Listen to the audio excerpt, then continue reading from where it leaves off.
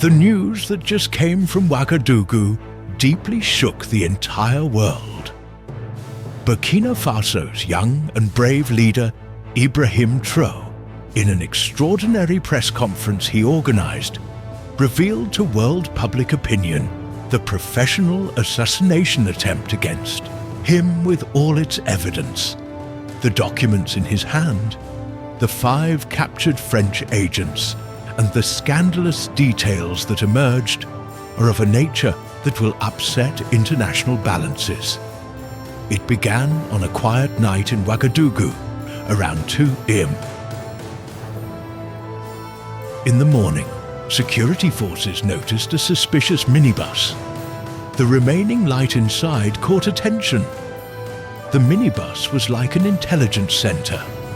It contained state-of-the-art listening devices, satellite systems, encrypted radios, and files full of Traoré's photographs. More worrying were the weapons and poisonous substances used by professional assassins.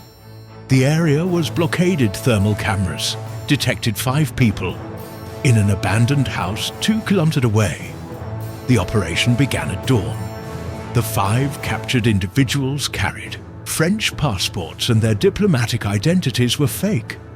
Their leader, Pierre Dubois, was a high-level agent of French secret services. Dubois' confessions were shocking. He said they were sent directly on orders from Paris to eliminate Traoré. The operation's code name was Restore Order. The plan was detailed. Traoré's movements had been tracked for 3 months. 3 different assassination scenarios had been prepared. Mosque visits, gym, and Independence Day celebrations were targeted when electronic devices were examined. Encrypted correspondence with Paris was found. The operation was being managed from the Elysee Palace. 5 million euros budget had been transferred from Swiss banks. Even more shocking was that Mali leader Goa and Niger leader Chiani were also on the target list. France was planning to eliminate all opposing leaders in the Sahel. When Traoré learned this information, his first reaction was calm, but determined. He immediately called the National Security Council to an extraordinary meeting. The ministers and generals attending the meeting were surprised at how cool-headed their leader was. Said, "They want to destroy us, but we will destroy their plans." During the meeting, Defense Minister General Taysom Coulibaly spoke up. "Mr. President, who is behind this attack plan? Is it just France, or are other powers involved too?" He asked. Traoré showed the intelligence reports in his hand. The documents pointed not only to France, but also to some Western companies. Especially the names of companies engaged in uranium and gold mining came up. These companies were uncomfortable with Traoré's nationalization policies. Their annual profits of billions of dollars were at risk. That's why they supported the assassination plan. Thus, companies also had a share in the money transfers interior. Minister Mohamed Osana was worried. "Mr. President, are their local collaborators too?" He asked. Traoré nodded. "Unfortunately, yes. Some opposition politicians and businessmen are part of this conspiracy. I have a list of all of them. They will all be brought to justice soon." Chief of Staff General Celestin Corre asked a strategic question. Thus, 5 agents were captured, but there may be others. How will we increase our security? Measures Traoré answered with a determined voice. Security experts will come from Russia and China. We will buy modern equipment, and most importantly, our people will be our greatest security shield. The decisions made at the meeting were definitive and historic. All diplomatic relations with France would be immediately suspended. The French ambassador and all diplomatic personnel would leave the country within 24 hours. the captured agents would be tried in the harshest manner, and most importantly, this scandal would be announced to the entire world. The largest hall of the National Palace was prepared for the press conference. Not only national press, but also international news agencies were invited: CNN, BBC, Al Jazeera, Russia Today, CGTN, and journalists from all over the world flocked to Ouagadougou. Everyone was wondering what Traoré would say. When Traoré entered the hall, behind him was a huge Burkina Faso flag and a portrait of Thomas Sankara. His most trusted guards stood to his right and left. The expression on his face was both angry and determined. When he approached the podium, there was complete silence in the hall. Everyone was holding their breath, waiting.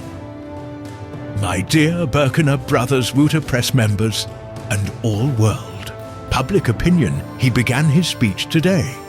I will show you the dirtiest face of modern imperialism. Today, I will present to you with evidence how we were targeted, how we were wanted to be destroyed.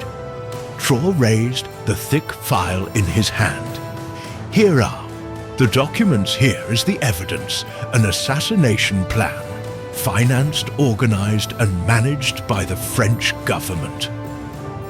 The target is not me. The target is Burkina Faso's independence, Africa's awakening, and our stance against imperialism. The hall suddenly became active. Journalists tried to push each other to get to the front. Camera flashes went off one after another. Traoré continued calmly. 4 days ago, 5 French agents were captured with their weapons poisons and assassination plans. Here they are. At this point, the side door opened and the 5 agents were brought in handcuffed per Dubois. In front, they all looked miserable. The journalists were shocked. Some jumped to their feet. Cameramen competed with each other to get footage. Traoré continued, pointing to the agents. Here are the gunmen of modern colonialism. Here is the real face of France, which claims to export democracy. These men were sent to kill me, just like they killed Thomas Sankara. 37 years ago, the first document appearing on the screen was an encrypted message from Paris target. Confirmed, let restore order begin. It said the second document showed money transfers, 5 million from Credit Suisse accounts. The third document was a detailed analysis of Traoré's daily schedule. Every Friday, Central Mosque Tuesday, Thursday Gym, Independence Day, celebrations. Great opportunity notes were there. The hall fell into silence. Traoré said, every moment of my life was tracked, analyzed, where I would be defenseless. What do this agent say? And was asked. Traoré said, will Mr. Dubois tell us, or shall I read it? Dubois bowed his head. Traoré began reading. I am Pierre Dubois. I work in French intelligence. I was sent to eliminate Traoré orders. Came from Paris. Our budget is 5 million. African journalists shouted angrily. French colleagues were astonished. Traoré asked for silence. It's not over yet. He said the new document contained the operation. Continental Restore Plan. Not only me, but Goa and Tishani were also targeted. The fourth phase was the establishment of puppet governments. Traoré shouted, this is a plan to recolonize all of Africa, but they will not succeed. At this point in the press conference, Traoré made a surprise move. He called Jacques Martin, one of the captured agents, to the podium. Martin approached. Trembling, Traoré said, tell us, what operations have you been involved in Africa before? What Martin told horrified everyone in the hall. I was involved in an operation against Laurent Kabila in Chad. We organized a coup in Ivory Coast. We incited rebellion in the Central African Republic. I was also in Rwanda. But I can't tell, the Traoré asked. Why can't you tell? Martin said, trembling. Too many people died, too many. The hall was ice cold. Everyone was looking at each other in shock. Here is France's real history in Africa, said Traoré, blood tears and exploitation. Martin continued, I've been working in Africa for 15 years. We carried out operations in Mozambique, Angola. Everywhere leaders changed, governments fell, but always for the same purpose, to protect France's interests. The Mozambican journalist in the hall jumped up. If his other died in those operations, he shouted, You are murderers. Martin bowed his head. We were carrying out orders, he mumbled. Traoré returned to Martin. So how much money was spent on these operations, he asked. Martin thought, I don't know the exact figure, but each operation cost millions of euros. The annual budget for African operations was over 100 million. This figure had a shocking effect in the hall. Traoré said angrily, $100 million to shed blood, $100 million to destabilize Africa. Here is the real cost of imperialism. After Martin's replacement, another agent, Michael Bernard, asked to speak. I want to speak too. He said, Do you think France will come to save us? No. They will abandon us. We were just pawns. Returning to the press conference, Traoré said, Now I am explaining what we will do. 1. All diplomatic relations with France are severed too. The French ambassador and all personnel will leave the country within 24 hours. 3. These 5 agents will be tried for terrorism. He continued, 4. All French companies will stop their activities within a week.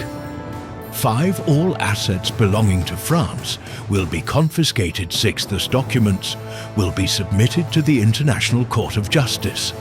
7. The African Union will be called upon to declare France a terrorism supporter.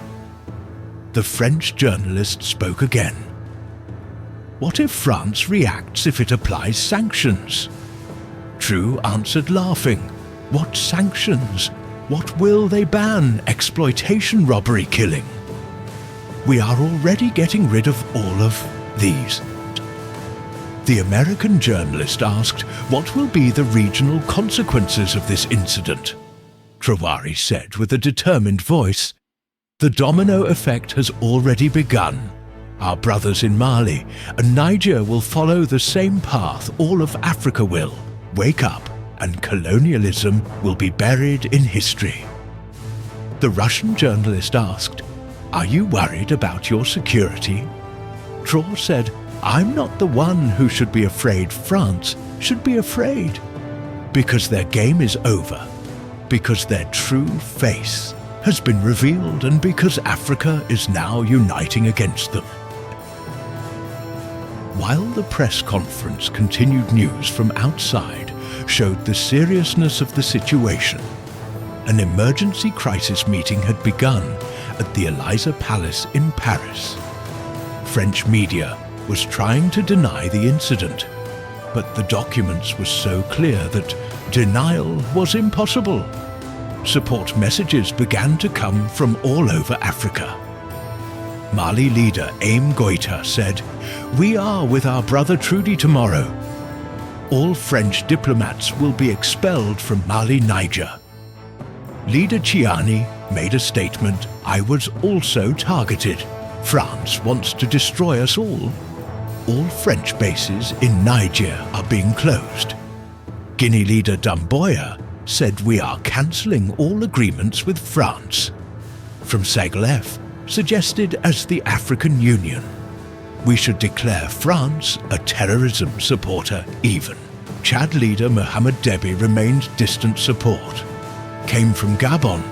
and Cameroon people poured into the streets, Putin's spokesman from Russia said, "We condemn France's terrorist activities. We will provide security guarantees if necessary." Nay. China made a statement that Africa's sovereignty must be respected. Support messages came from Turkey. Iran, Venezuela, Cuba, Maduro offered oil discounts, Diaz-Canal, promised to send doctors and teachers, while the press conference continued trout, dropped another bomb. The document I will now show you shows not only the assassination plan, but also the extent of economic exploitation. He said the document appearing on the screen showed how much profit French companies transferred from Burkina Faso annually.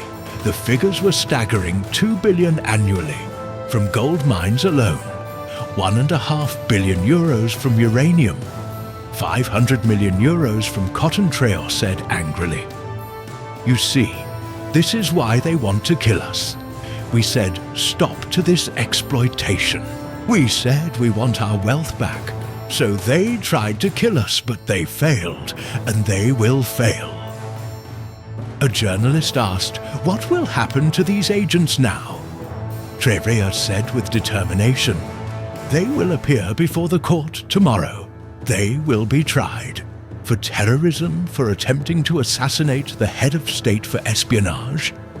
Their sentences will be no less than life imprisonment." The French journalist objected, "But they have diplomatic immunity." Traoré asked harshly, "What immunity of assassins? Of killers, of terrorist agents? There is no such thing, and there will not be." At this point, one of the captured agents, Michel Berner, asked to speak trembling. He said, "I want to tell everything. France used us, and now they will abandon us. We were just pawns. The real criminals are sitting in Paris." Traoré said, "Tell us." Bernard began to tell the operation order came directly from DGSE headquarters. It had the approval of the Eliza Palace, they told us. "If you fail, we don't know you. But if we succeeded, there was promotion and big money reward." Bernard continued, "There are dozens of operations in Africa. Not only leaders, but journalists, activists, student leaders. Everyone is a target. Every method is permissible to silence opposition voices. The list is very long." The hall was again shrouded in silence. Everyone was in shock, Traoré said. "Here is the real face of imperialism. Not just economic exploitation, but a policy of physical extermination. But it's over now. This game ends here." Towards the end of the press conference, Traoré addressed the people. "My dear people, this victory belongs to all of us. They could not divide us, destroy us, defeat us, because we are one, because we are strong, because we are right." The crowd outside enthusiastically applauded. Shouts of long live independent Burkina Faso rose to the sky. Thousands of young people were singing victory songs with torches in their hands. Traoré said his final words, "This is just the beginning. Let France and all imperialist powers know that Africa is now awakening. We will determine our own destiny. Our wealth will be ours. Our future will be ours." When the press conference ended, the world would never be the same again. Traoré had not only exposed an assassination attempt, but also initiated Africa's new era. No imperialist power would be able to move comfortably in Africa anymore. The next day, the world press devoted their headlines to Traoré's statements. New York Times, "Earthquake in Africa." Washington Post, "France's dirty secrets." The Guardian, "The end of imperialism." Al Jazeera, Traoré, Africa's new leader. Although the French press tried to cover up the incident, it could not succeed. Even Lemon had to come out with the headline. Serious allegations Figaro had the headline. Diplomatic crisis, while Liberation wrote, "We are losing Africa." On social media, the hashtag support became #1 worldwide. Millions of people sent support messages to throw celebrities, athletes, artists.